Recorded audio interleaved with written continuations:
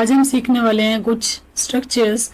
جیسے ہم کہتے ہیں مجھے کیا پتا تھا کہ ایسا ہو جائے گا، کس کے کہنے پر تم وہاں گئے. اگر اسی طرح چلتا رہا تو یہ کاروبار تو بالکل ٹھپ ہو جائے گا. میرے ہوتے ہوئے یہ نہیں ہو سکتا. یہ 4 اسٹرکچرز ہیں. Today we are going to cover these. مجھے کیا پتا تھا، اس کے آگے آپ کوئی بھی سینٹینس ایڈ کر لیں. اس کے لیے ہم ایک خاص فریز یوز کرتے ہیں، that is little dad. Little dad I know, مجھے کیا پتا تھا. Little dad I know that he would come. مجھے کیا پتا تھا کہ وہ آ جائے گا. کس کے کہنے پر تم وہاں گئے. You went there at whose behest. آپ یوں بھی بول سکتے ہیں at whose behest you went there. At whose behest you went there. At whose behest you went there. At whose behest you went there. کس کے کہنے پر کیا لگائیں گے، at whose behest.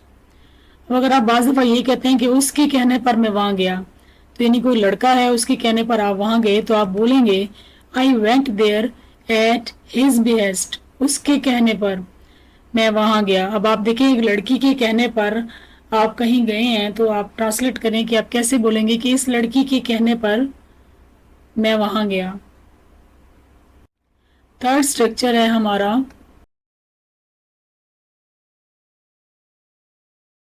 اور اگر اسی طرح چلتا رہا تو تم تو فیل ہو جاؤ گے، اور اسی طرح چلتا رہا تو تم تو بس گئے کام سے.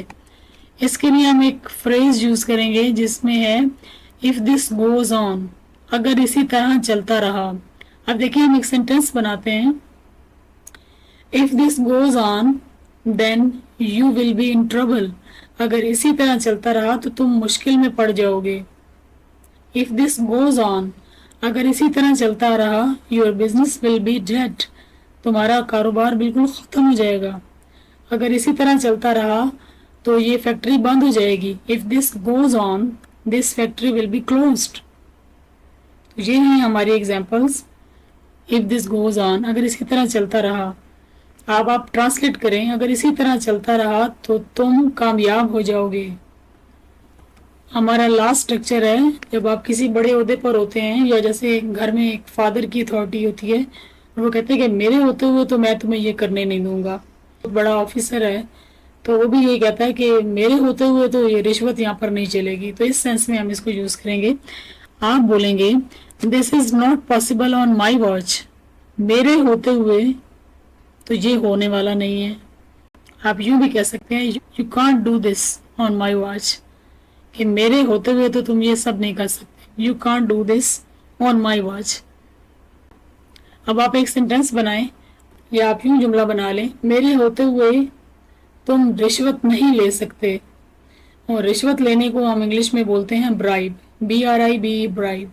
اب آپ اس ورڈ کو یوز کریں اور جملہ بنائیں میرے ہوتے ہوئے تم رشوت نہیں لے سکتے. آئی ہوپ کہ آپ کو ویڈیو اچھی لگی ہوگی. میں نے کوشش کی ہے کہ سمپل چیزیں لے کے آؤں، کیونکہ مجھے لگتا ہے کہ میرے چینل کے جو ویورز ہیں وہ سادہ چیزوں کو زیادہ پسند کرتے ہیں، وہ جو ڈیفیکلٹ کانسیپٹ ہیں ان کو پسند نہیں کرتے. لیکن میں دونوں ہی مکس ویڈیو بناتی ہوں، کبھی ایزی کبھی ڈیفیکلٹ. تو اپنی سپورٹ کو اسی طرح بنائے رکھیں. Thank you so much for watching. آپ کے وقت کا بہت شکریہ جو آپ نکال کے ان ویڈیوز کو دیکھتے ہیں.